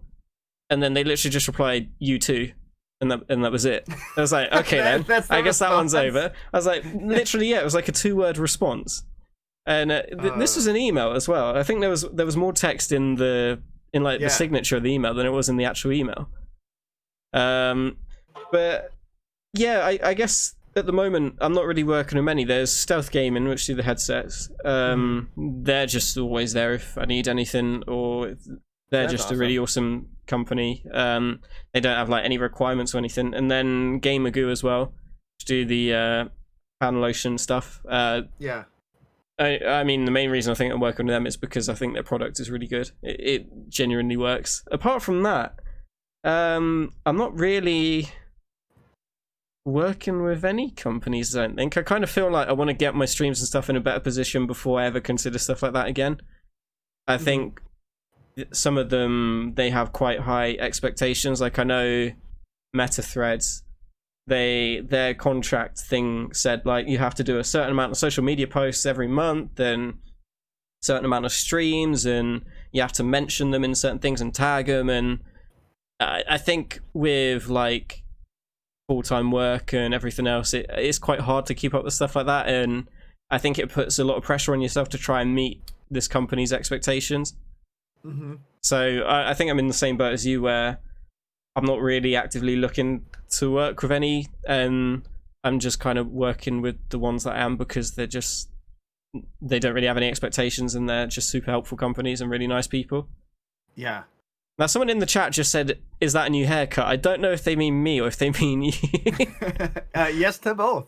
Yes to both. Yeah, mine was basically my hair got annoying, so Steph just shaved all of it off, and yours was it was a something, wasn't it? You hit a sub goal, yeah. Now, are you planning on getting rid of the mohawk eventually, or are you keeping that for as long as you can? I'm gonna keep it for a while. I mean, I was surprised at how much I enjoy it, to be honest. Yeah. I'm actually, I think, sometime this week I need to redo the sides and trim the sides up, and then I might narrow in the mohawk a little bit. Yeah. But I'm just gonna keep it going. I've got it now. I'm kind of attached to it, so. Are you excited what I'll need to do is I'll need to make a sub goal to get rid of it if my viewers don't like it. Are you excited about the reactions from your colleagues, or have they already seen it? A few already have, and like I think the first day, like a couple days after I got the initial mohawk. Yeah. I'm trying to think. I saw one of them at work, and they're like, "Oh, that's a different haircut." And I'm like, "Yeah, I'm a streamer, blah blah blah." So I got this haircut, and like they were like surprised by it because I typically either had, not this length of hair, maybe a little bit shorter, or short like yours, where I would just buzz it and not deal with it. Yeah. So having something totally different, was like a shock. But I mean, a lot of people have said that they kind of like it on me, I guess. I don't know. How high maintenance was the afro? Oh man, not really. It's not really that bad until it gets pretty long. I know when I had it when I had one way back in college, I let it grow out for a little bit over a year, and it got really long. There was definitely some maintenance on that, mainly because like some areas, especially like in the back, would get like they would get like really matted and almost like turning into little dreadlocks. So I'd always have to like really be sure to like brush some areas out. Like it actually became a hassle, but it was awesome to have an afro. But I wish my hair would do that. If I grow my hair out, I kind of discovered this year, because this year I grow my hair longer than I ever have before, and it basically just looks like, the original Spider-Man movies, Tobey Maguire, when he has that like emo phase with his long hair. My hair goes like that, and I feel like it doesn't really suit me. Steph found it hilarious because she would always say that I looked like Tobey Maguire when I was around the house. So I ended up just styling my hair to the side to try and avoid that. But yeah, you didn't want the emo hair. No, I don't think it really suits me. Yeah. Now, the killer question that I make sure I Yeah. ask everyone as well: are you signing for Brime? Oh, you know, I don't know if I want to jump on the new streaming platform bandwagon again. Trying to, I don't know. Have you seen the latest I with it? What's been happening? oh God, not in the last 2 days, maybe. I don't know if you saw the videos posted by, or the messages and videos posted by, what was his name? Major Respect. Yeah, I don't Um, think I have not. I don't know if Brime is going to be a thing for much longer, or if they've already shut it down. Oh God, no. They had a cease and desist order against them. I did see that, and then whatever day that was, I feel like I saw some things like the next day or the day after with some more posts about it potentially still going on. I don't know. The whole thing is just kind of crazy. Like I know who TJ is. I've met him at a number of the cons. Yeah. He's a really nice guy. I don't know what the heck he's got planned for this thing or how he's gonna get it done. But I kind of feel bad for him that like What's happened with it? People are just like super hating on it, and it's like he's just trying to do something good, man. Yeah. So I don't know. I It's feel really bad for him. I remember when he first tweeted about the idea of it to start with, and I think it was unfortunate that it. I guess it was partly his fault in the sense that he made the account before anything was actually made, and he followed people like Dr. Disrespect, Ninja Shroud, who didn't have a platform at the time, and I think news agencies found the account, put two and two together, and it kind of blew up, and it's a shame that I guess all happened before anything was actually ready, so it put so much pressure on, and it's I guess it's unfortunate because I would have liked to see it happen and turn out to be a really good platform and everything. I feel like now with everything that's happened, it probably won't, but yeah, I think you're right. It just sucks that like you're right. He had the name and everything, and he was trying to build like a brand awareness without having a product yet. Yeah. You know, but it's not like he'd been working on it a long time. I think it was like, you know, he's even said it before that it was an idea, and then once the Mixer thing got announced, like he just went in on it. It's like, all right, now we have to do it. We have to do it now because Mixer's closing down. Yeah. You know, and then everyone just got, you know, like you're saying, everyone just like, well, you don't have anything, so screw you. You know what I mean? It was kind of like an unfortunate kind of thing. I guess it was partly as well where the rumors about Dr. Disrespect and stuff, they weren't addressed very clearly. And I feel like if it was all addressed really clearly, really early on, it may not have gone as crazy as it did. But I guess on the flip side, when you've got a Twitter account that suddenly jumps to like 80,000 followers and there's all this hype around it, I guess you kind of want to keep it going and try and make it a thing. Yeah, that's true. Yeah, it's a shame. I did feel bad for him watching his videos he posted and some of his tweets he's posted as well, because it feels like he has tried to put a lot into it and it's kind of backfired in multiple directions now. But yeah, that's right. Yeah. So in terms of streaming, what advice would you give to, say, someone in the chat who doesn't stream? What sort of advice would you give them? I guess with streaming in general, like, I know some people would say don't do it, it's really stressful and mentally draining. Some people would be like, just do it, be yourself, get mates involved, whatever. What sort of advice would you give to someone new? I would definitely be on the just do it kind of thing. Yeah. In a way, it's only as, is it stressful? Yeah, but it's only as stressful as you make it, in a sense. You know, because I mean, there are definitely those people, and I remember, you know, back, you know, especially this past year, I was in like the Mixer subreddit, right, that people had made, and there was always, I'd go through that and I'd just try to help somebody out with some advice or something, or like a stream tip, and they'd always be like, you know, I've been streaming 10 hours a day for 6 days a week, and, you know, on top of work and all this, and I've only got this many views and this many follows, and I'm like, you're just making it stressful for yourself. Like that just reading that makes me stressed out for you, kind of thing. And you know, I think you've gotta, in a way, you almost have to have no expectations. If you're just gonna start up and hit the live Yeah. button, just go into it. No, like with little to no expectations. I don't know what I would do right now if today was my first day to be a streamer and I was gonna start up. I don't even know what I would do, to be honest. That'd be kind of tough. I think I'd do the same thing I did. I would just hit live, hope someone shows up. If someone showed up, great, chat with them. But I think maybe now maybe it's a bit easier since I've done it. Like I would probably, like many people do already. They hang out in streams. They hang out in, they jump into like someone's community of 3 or 4 streamers and hang out with all them. Yeah. Watch their streams, engage in chat. And then when you go live, it's easy. Like, oh hey, I know that person. They hang out in my chat and they hang out in this chat and this chat and this chat. I'm gonna hang out with them. Let's see what's going on. And then boom, you've already got. There's your first viewer. I think, I think it's in a way, I think it is that easy to get one viewer, right? Yeah. Is to and I guess, obviously you can hang out with Dr. Disrespect and he's probably not going to watch your stream. You got to understand that. But I think a lot of people, 100% would. Yeah. Like especially if you're in the Discord and they have like a, promote your stream. I tell everybody who's in my Discord, like post in there, because if I'm at work or something, I have somebody pulled up to listen to at work. Yeah. So, if you post in there, I'm gonna click on it and I'm gonna hang out. I'll type a little bit, but I'm probably gonna be doing work, and I've got you pulled up on our TV. You know what I mean? So, and I think that comes with like just finding people that you kind of vibe with in a bit. You know what I mean? Like, you're not going to get Ninja to watch your stream. You're not going to get someone crazy like that who's already on like a 10-hour stream grind, But, I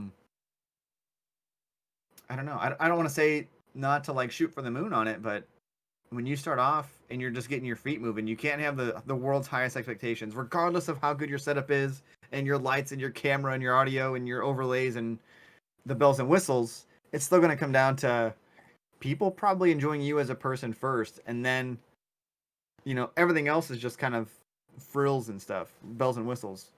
I think that's one of the biggest lessons that I've learned over the last few years. I think when I started out, I was so driven to hit milestones, and I think I initially didn't want to be a partner or a mixer. I never considered doing that, and then people encouraged me to. I got denied pretty much straight away.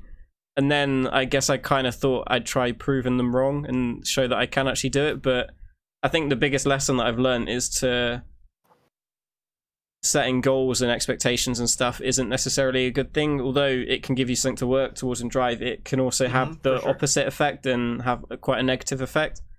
And I've seen a lot of people say, well, I've been in this many streams and none of them are in my streams and stuff and things like that. And I guess not setting expectations is good because it doesn't put pressure on you. I think that's one thing that I've done, because I've basically switched platforms and I've completely switched what I do. I never did a podcast before. I didn't really do proper web shows and stuff before, and I've kind of been like, right, I'm on a new platform. I kind of want to do things differently now, and I've sort of said to myself, I've got no expectations now of, oh, I want to hit like 2,000 followers by the end of the month, or I want to get this many subs or anything. I'm just kind of doing it because I enjoy it now.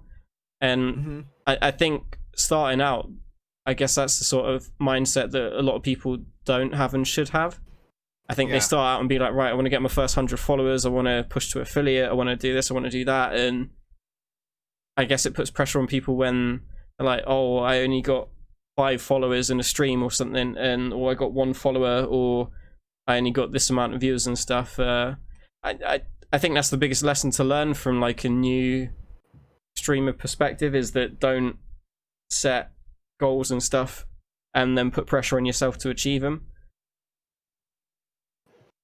And I think that's a good point, especially, if you set yourself up for like, I want to get X many followers by the end of the month. Yeah. In the sense, the way that affects your streaming is like every person that comes into your stream, you're just doing it to hope they follow, right? So Yeah. then it's like, hey, don't forget to follow, don't forget to, you're just advertising yourself in your own stream in a way, and then you know you almost kind of like build into your own anxiety in that sense. You're like, Yeah. oh man, well Smiler's been here for like 10 minutes, he didn't follow yet, and it's like, okay, what am I doing right now? That's why isn't he following? And you start to like internally break all that down. Yeah. And then at the end of the stream, you're like, all right, well, I just streamed 8 hours. I had X many viewers, only this many followers. And you almost go too much into the analytics of the stream instead of just, if you probably would have just had like a more relaxed feel to it and just did your thing, that might have been better. I think that's one of the downsides of Twitch is that there are so many analytics that you can check. Oh my god, yes. You can literally see I had this many people in the chat this time, or it shows all the percentages like your chat had this many less viewers than your last stream, or you had like 5 more followers than before, but you had less subs. And I guess it's a dangerous thing to look too much into those analytics, especially early on as well. I guess if you're someone like Ninja or Shroud or that sort of caliber streamer, I guess the analytics are a lot more important, but starting out streaming, I really don't think there are. It could vary almost too much. Yeah. And like I know I looked into them not a little bit when I first started on Twitch because it was cool and analytics that actually worked. Yeah. Oh right? Yeah, that's like, the big thing. Look at all these cool analytics. And then I was like, all right, well, I don't really need to know how many unique viewers I had relative to last stream. Because it like every stream varies anyway. So it's like, oh, you were 100% better. I'm like, great. And then like the next stream is like, oh, you were 65% worse. I'm like, no, why? And like, even though I didn't worry about it, just having the numbers in my face telling me that something was different, instead of just like, I think I would have almost just rather liked to know how many unique viewers there were, right? That's it. That's just a number to know. I don't need to know, how many of those followed me or whatever, but, the numbers they spit out are so cool, but again, if you're just like, especially starting out, even like right now, like if you're just breaking down those numbers to figure out what the hell's going on, and like, yeah, you could like, you drive yourself crazy. I think I saw as well with a lot of people that switched over from Mixer to Twitch, where they were trying to push for partnership on Twitch, and where Twitch have got that path to partner bit where it shows like your average years and everything. And I think after the initial hype of everyone switching over and all of that, let's all really support each other, and where it slowly went down and declined, I think a lot of people have seen that decline, and I've seen a lot of people struggling on social media and stuff saying numbers have dropped and things like that. But I think again, when you step back and look at the difference between like affiliate and partner on Twitch, there's not really too many differences from what I can tell. Not really many that would affect someone anyway. Like if you're streaming to earn money, I think partners can get a slightly bigger share of subs and stuff, but I don't think I think the affiliate numbers are pretty much the same as they were on Mixer anyway. So I think a lot of people were focusing too much on getting partnership on Twitch initially. I know, I think Joken had that initially where he was really pushing for partner and he was focusing on like the average viewers, trying to make sure that he was keeping up to the 75 and stuff. And I know a couple of times he got a bit down when it dipped below that, but I think now he's kind of taken a step back and thought, actually, I'm focusing too much on that, and he's just doing what he enjoys now, and it's good to see. But that changes your content when you're streaming to hit the number versus streaming just to enjoy and entertain. For sure, yeah. You definitely provide a different vibe and feel to the stream. And that, I think that's one thing that, like, for me, I took a step back pretty quickly. Like, I know I applied for it and I put my, the stats and all that stuff, and I was like, well, whatever. I've got affiliate, so at least I have, I can get emotes and stuff like that. That's kind of that's what I need. I need the emotes just so I can have some, and then that's cool. And for some people, it's like, I think they thought so much into it, like they drove themselves crazy. I mean, you've probably seen it as well on, the Twitter or in Discords and stuff. People are like having breakdowns because they weren't going to get the Twitch check mark, right? And I think one thing that people, I think for me, I took a step back really quickly and was like, all right, well, the Mixer partner badge literally means nothing to Twitch. You know what I mean? Yeah. To where it's not like you needed the partner badge to validate what you're doing. You know, would have been nice to have, of course. That'd have been so cool to say you're a Twitch partner. Yeah. You know, but in terms of, it seemed like for some people it was like a life or death. Like, oh my god, if I don't get it, my streaming career is over. Yeah. And it, you know, it's like, well, it's not. It's just in a different spot now. Like, Yeah. you're still gonna get affiliate. You can get your subs. You can do your bid things. You can still, you know, you can still do it as a full-time creator probably. And you can continue on. Like life will go on. Like it, you know, some people, like many others, put a lot of time and effort into Mixer, you know, so it's like, we're on the same, I get why you're mad, but at the same time, like, not to say that you just gotta move on, but you're gonna be okay if you just kind of keep your head on straight and continue doing what you were doing. I think the shutdown made me realize as well that rather than invest in everything into one streaming platform, I should probably invest a lot more into social media as well. I don't know if you found the same. Like, I think Twitter is still probably one of the best platforms for streamers. I mean, it's also one of the most toxic for streamers as well. that too, but, yeah. Yeah, I noticed as well, during the whole switch, I know you did was it the 30 days of J Mitch or 30 reasons? Yeah, yeah, I tried that was to get, amazing. Like, clips and stuff out, you know? I was trying to think of something stupid to, like, carry it over. And I think I found myself, now that I am over on Twitch, I think I found myself in general, not just through, like, that, trying to post, like, different things and different clips of my time on Mixer, but even now, I think I find myself more socially active on Twitter than I was.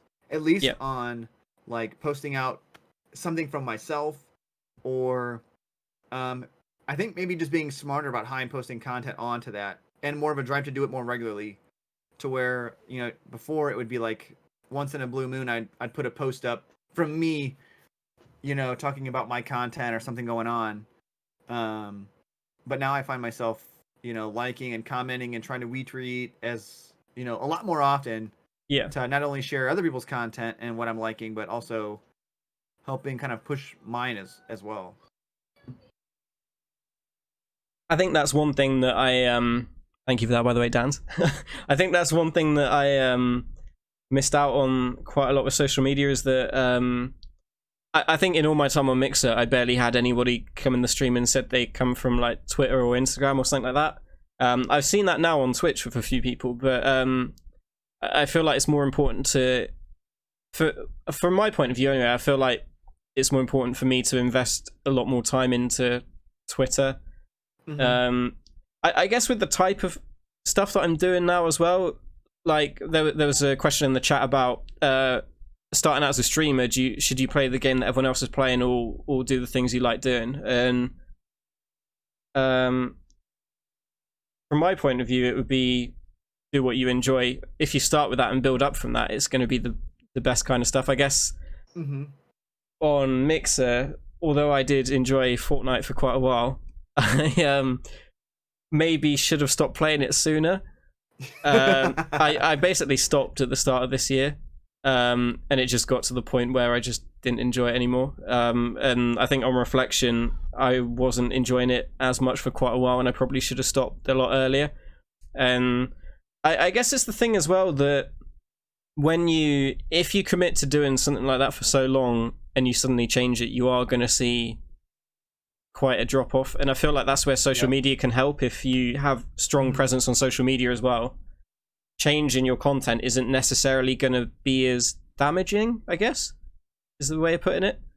I guess because a lot of the views and stuff that I had on Mixer would have been from people that are on Xbox, or people that only really watch Fortnite stuff, and switching up to like Rocket League or doing something like this, a lot of them were like, I'm not really interested in that. Whereas I feel like with social media, people follow you just for you and not really for what you do on streaming on Twitch and stuff, because they're following you at the end of the day, they're following you on Twitter, so they're most likely following you for the stuff that you put out on Twitter. And I know it's something I still need to work on as well. I've tried to set myself a challenge of maybe doing like 2 or 3 tweets a day plus replying to tweets and stuff. I'm still failing that challenge at the moment, but I don't know about you. Do you just tweet like during breaks at work, or do you just go on there as much as you can, or do you set yourself? Yeah, I would say it's typically like, when I get up in the morning and I'm eating, I'll flip through and see what's going on or something, and like at work, to get away from like the work grind, I'll jump on for like 5 or 10 minutes and like scroll through, liking posts or whatever. If something is like relatable, I'll comment on it, or I'll, if it's something going on, I'll retweet it, with a comment or something. I think like for me, I don't put all right, I need to do this many of those today, because then I think I'll put pressure on myself too much. Yeah. So like, I mean, there are some days where I'll only like, I'll just like stuff all day, and the next day it's like, oh man, all these things are awesome, I'm gonna comment these, it just like the ebbs and flows of Twitter, and who else is posting what. Yeah. And I try to put something out for myself, once a week or something, maybe more than once a week if I've got a good clip from stream or something, or try and get it and spread it out there.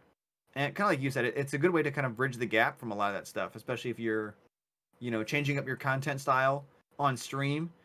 A lot of that, Yeah. You could use the other social medias to kind of help bridge the gap between those two, or build upon one or the other.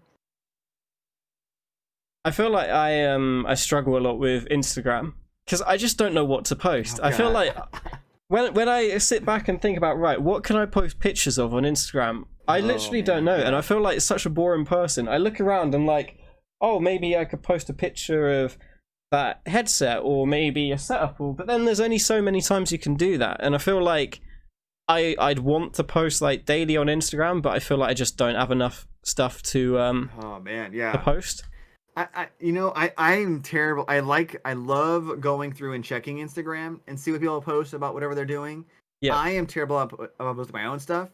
And I just opened it up to see when I posted last. My last post was on June 18th. I did a this was right before the Mixer shut down. I did an art stream, for our community day. Goldie and I, we did art and we painted each other on stream. Yep. And that was kind of cool. But prior to that one, my post prior was on July 5th of 2019. When I was in England, actually. So it was like I was about a year long gap of no Instagram posts. That's how terrible I am at it.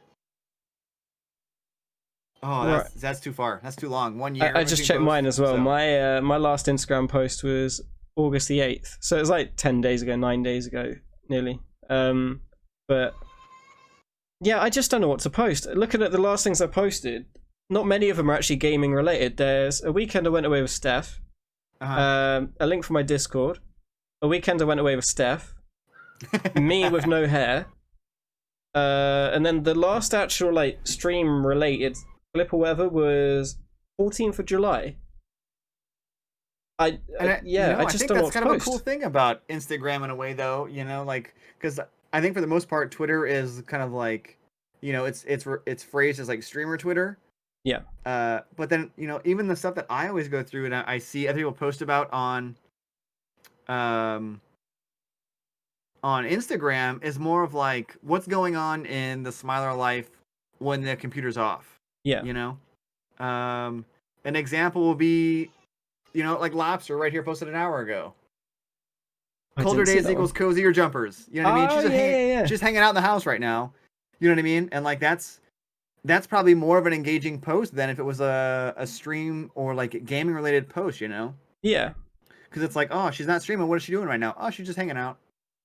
I feel like that's a cool part of Instagram, is that it does show that other side to streaming. I feel like some people post like stream clips and stuff on Instagram, but I feel like maybe people don't really want to see that on there. They want to see what does this person do when they're not streaming. So I know Steph posts a lot of things like her garden and stuff like that. Right, and I think that's, at least for me, I think that's probably the best part of what I see when I check Instagram is like the stuff outside streaming. Because you'll see, I mean, you do see a lot of it on Twitter. Once in a while, I'll see clips on Instagram, but a lot of it's like, I just scrolling through right there, like, seeing Steph just hanging out, right? Hanging out. The next thing was one of Token and his wife out for a walk. You know what I mean?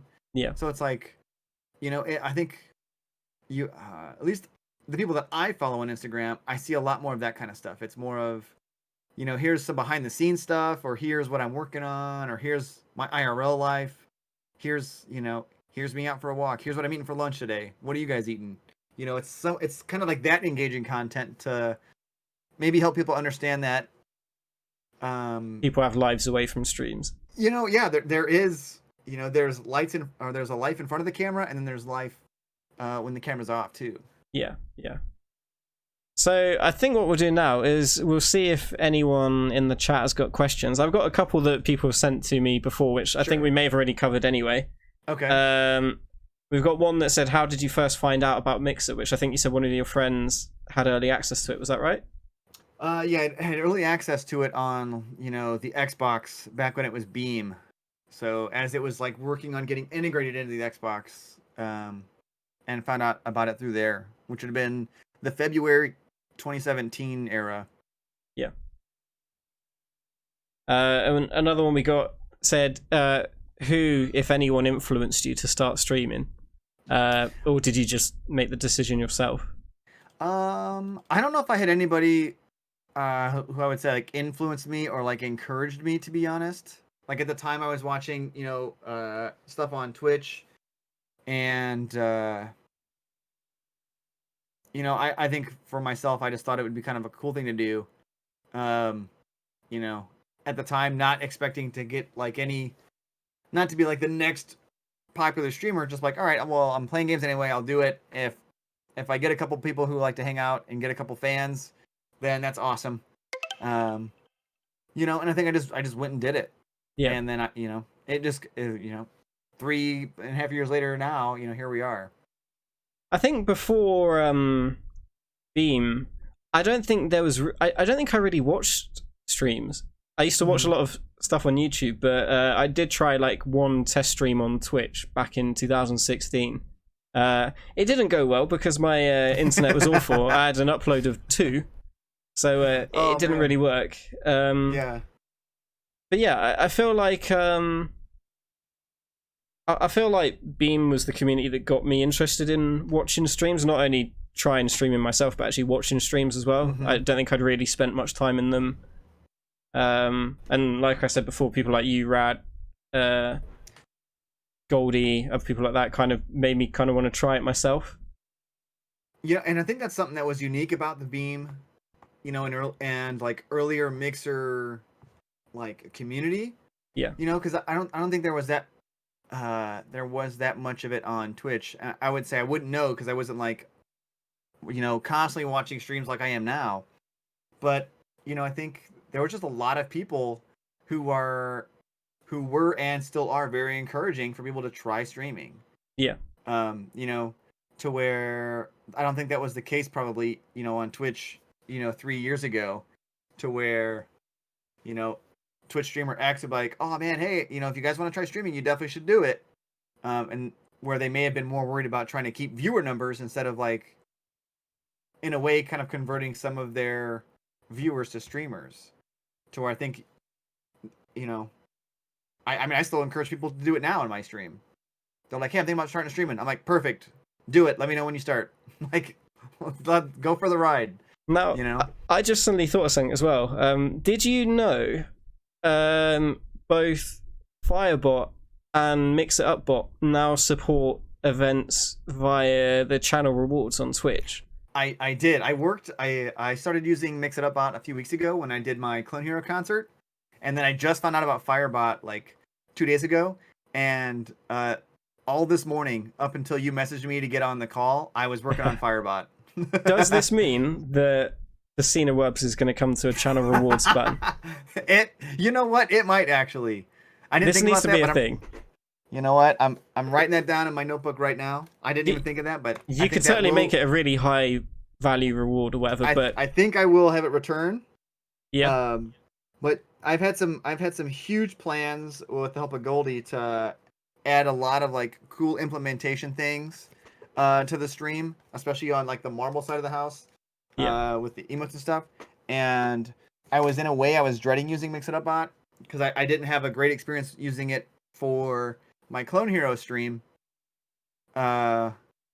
and then once I saw that Firebot had it, I updated it, and then all this morning, I was like just experimenting and testing all the different things I could do with it with channel points. Yeah. And like different commands and stuff. Kind of like, just making sure everything still worked and what was actually going to be able to be done with Twitch chat and Firebot. And so far, I've been like super impressed with it. So yeah, I'm excited to like sink my teeth into that. I'm excited to see what you come up with. So, are you going to be using Firebot and or Mixitup for yours as well now? I'm thinking so, because I used to use Firebot a lot. Obviously with like the rad chair dance and stuff like that. I may bring that back as a channel reward. I don't know if this chair would cope if I do, because this chair was literally falling apart every time I did that chair dance. There's little bits that would fall off of it. Oh, no. Because I've been doing it for like 2 years in this chair, and every time I would do it, Steph would be sat next to me and she'd see like little bits of plastic drop off the chair, and we don't know where they've come from. And oh no. So I'll give you an example. So this chair, I'll show you the difference. So this is Steph's chair right here. Now, if I grab this chair, see how it doesn't move that much, and it sounds fine. Now with this chair, it's not supposed to do that. It's literally you got a lot loose. of wiggle room. Yeah, it's loose and it's very noisy. That's basically from about 2 years of dancing in the chair, throwing it back in. Yeah, it's it's still surviving, but hey, that chair sponsorship's on its way, I think. I don't know. Maybe we'll see. I don't think it's going to be with these lot because they deleted my account and my code. But yeah, so like Steph just said in the chat, I think everybody's waiting for the day where the chair just collapses on stream. Oh man, it'll probably happen one day. I feel like if I bring the chair dance back as a channel reward, it probably will happen. At the moment, it's kind of surviving. It's had a little bit of a break, but I've got a feeling what's gonna happen is you're gonna throw the chair back, and then it's never gonna come back up. Oh yeah, yeah. Or it's just gonna snap, and I'm gonna go off the back of the chair. It's probably gonna end up like that. Also, Airy says in the chat, next time you stream marbles, can we rig it so I win lots? Try to get some wins, Aries. We'll see what we can do. Now, do we have any other questions in the chat? We'll see if anyone else has got any questions. I don't know if they do or not. Also, hi Bambi. It's good to see you. I remember Bambi from the Mixer days. Suitlar was my name, because when I started my new job, I was suited and booted. There is actually a picture out on the internet of that's right, me in my suit, which I don't need to wear anymore because I work from home at the moment, so no point dressing up all fancy. Honestly, as well, I think through this lockdown, I don't think my suit will fit anymore. I think I need to lose a bit of weight before the suit will actually fit. There you go. There's some new streams for you, man. I may actually consider doing that. I kind of miss. I did a few like IRL walking streams with Steph on Mixer as well. I kind of want to do some of that as well. I did quite enjoy just grabbing a phone and going for a walk. I guess the thing you got to be careful of is really cool. Yeah, it was really nice to like just show people some of the I guess there's a lot of countryside and stuff where I live. The thing we've always got to be careful of is trying to watch out for any signs or anywhere that says where we may be and dodging them. That's true. So I remember one place we were walking, there was a massive sign in the background. I just had to like spin around and dodge it and pretend that no one saw it. I don't think anyone did, but yeah, I guess you got to be careful. Yeah, I guess that could be the downside to the IRL out and abouts. I hear one of the mini streamers. Yeah, he just came in. Was that the older one or the younger one? Yeah, that was the older one. So Steph says, "What's the plan with the hair next?" I don't know what the plan is next. I think I'm just going to continue to let it do its thing. I've already got a plan for probably sometime this week to trim the sides again, narrow the mohawk a little bit. I'm just going to let it keep going, especially because it's so freaking hot right now. I'm kind of liking it short. I'm kind of digging the mohawk. I don't know why. Have you considered straightening the mohawk and see what it looks like? I tried like right when I first got it.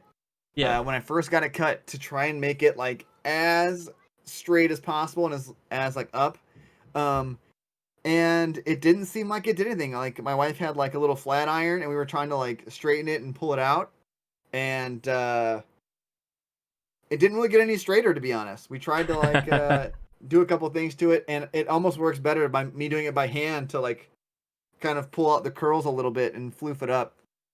So, I love it. you know, just gonna roll with it for a while. Now, Dan's question in the chat, I think what he means is, what are your thoughts on, I don't know if he means like, say my background compared to a green screen background, like what you prefer. I think that's what he means anyway. Yeah, probably a natural or green screen looks. Yeah. Ooh, I don't know. I think I think both are really good. It just depends on what.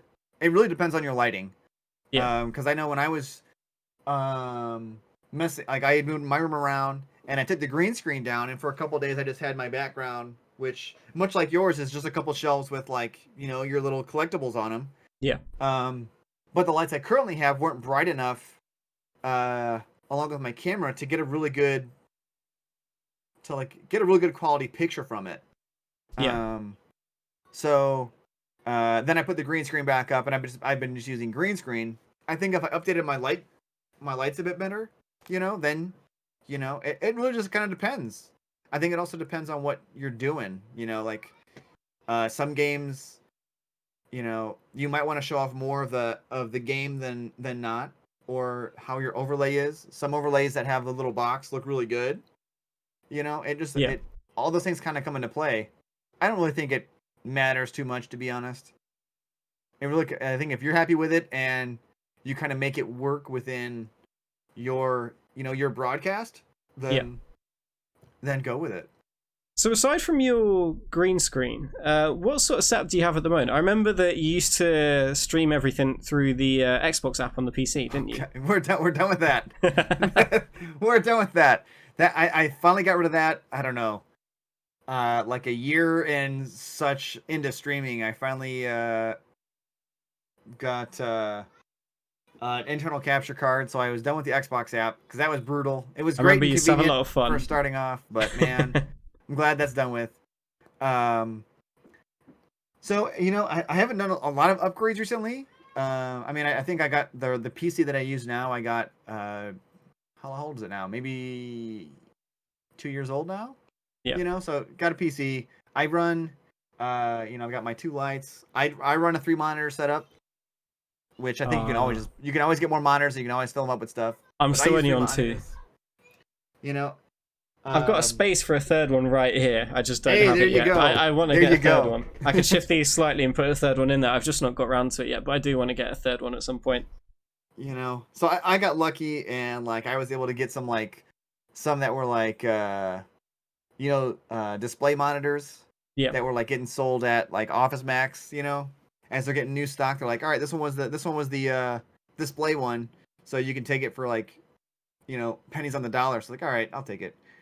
I think the best thing that I've gotten recently was a Stream Deck. I got that around Christmas time. Oh, they're amazing. And that was like, I didn't use it for like the first like couple weeks really well, and then once I started getting into let's see, I think the first thing I really used it for was probably a Clone Hero concert for tripping off all the effects and scene changes.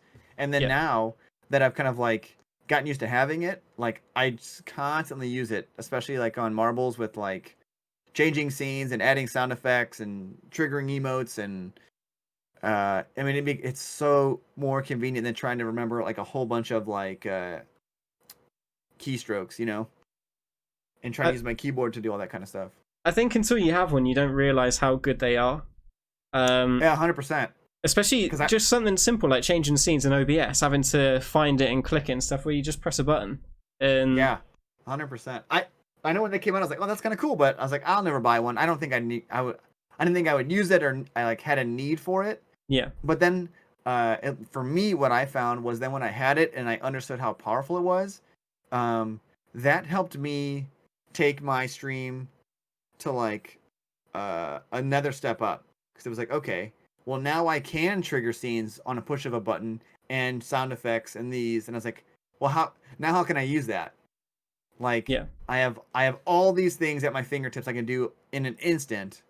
And so then you just like, your imagination runs wild with like all the things that you could do that I never thought of before. Cause I was like, I don't want to remember, to hit Alt 4 T to do a scene change, and I don't want to remember Control P to do a GIF or a sound, and I was like, I don't want to do that, so I wouldn't have implemented it. But now it's like you literally can make this thing do anything at a push of a button.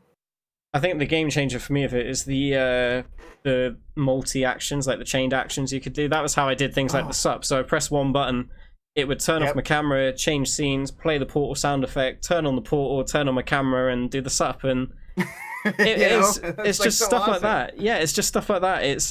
It makes it so much easier to do, and you can do so much with it. And I was even thinking eventually of moving things like tryhard mode and stuff like that to it as well, but I haven't really used it much on Twitch so far, mainly just changing scenes, but I'm always thinking about what I could do with it, and the cool thing is that they just keep adding new things to it as well.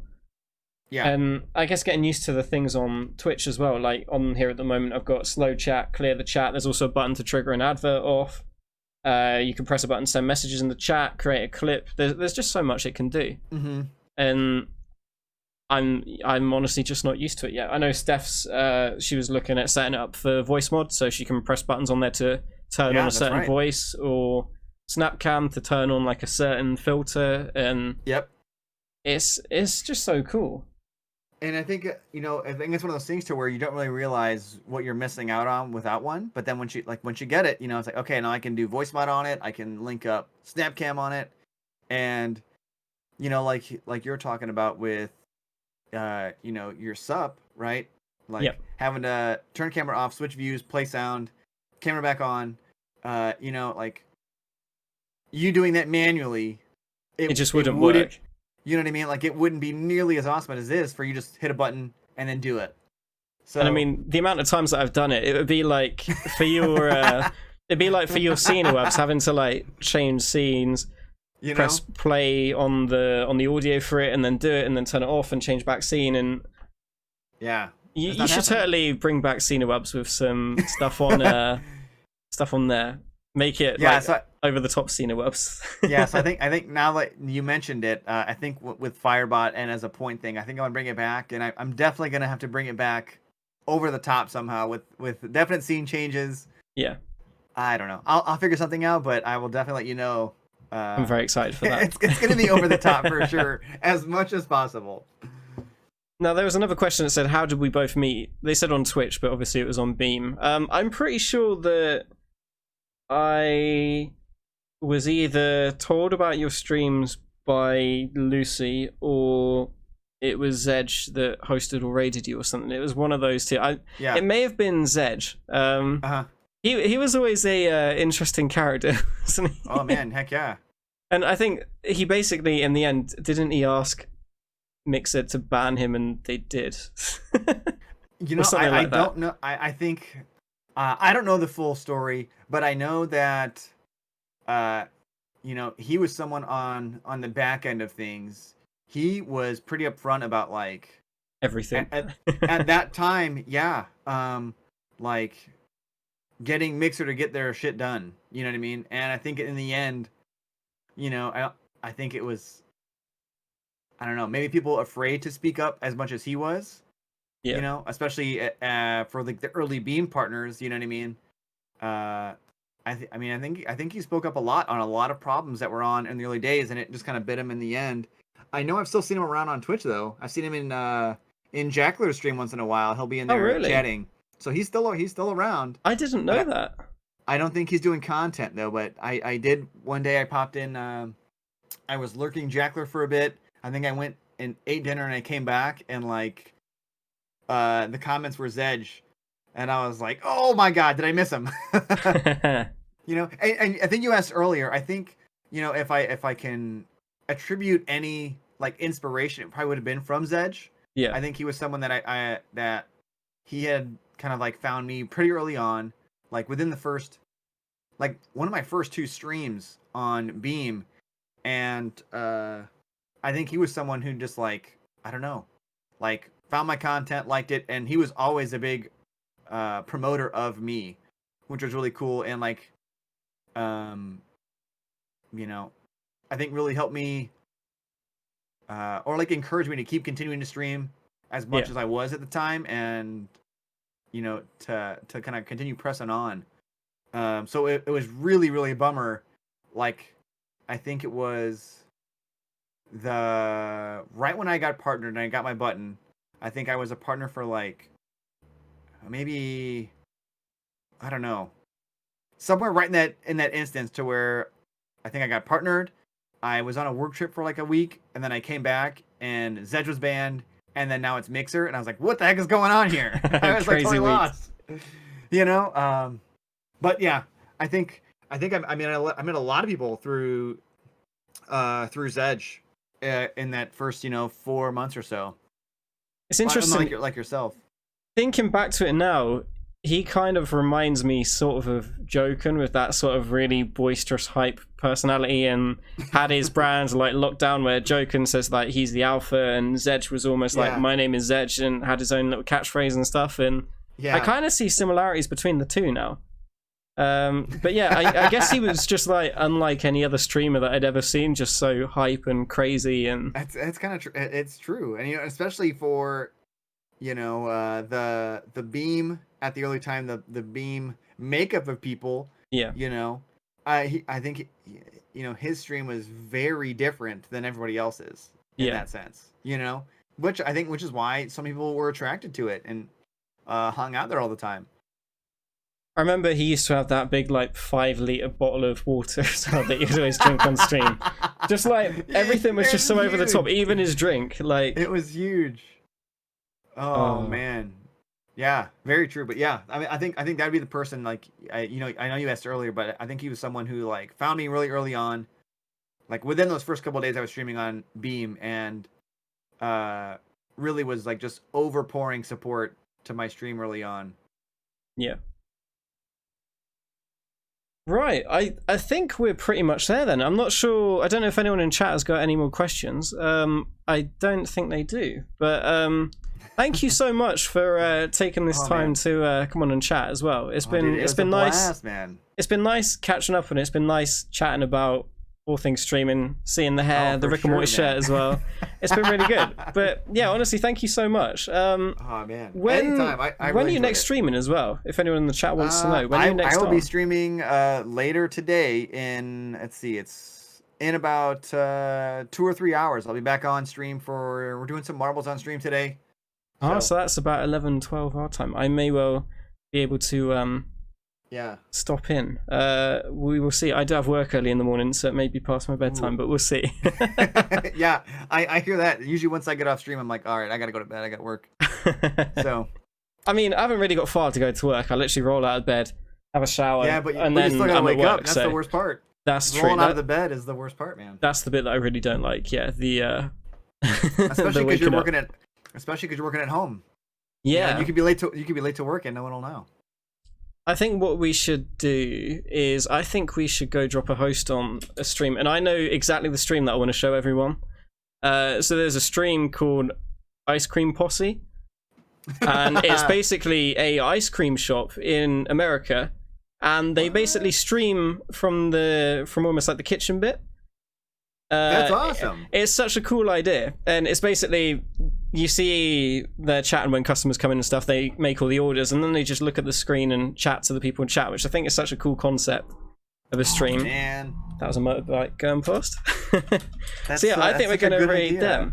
But thank you so much, J Mitch, for being on today. Thank you so much, everyone in the chat, for hanging out as well. Thank you for having me, dude. It was awesome. I'm going to trigger that off now. So anyone that wants to check out the Ice Cream Posse, just stick around right there. They're really awesome guys.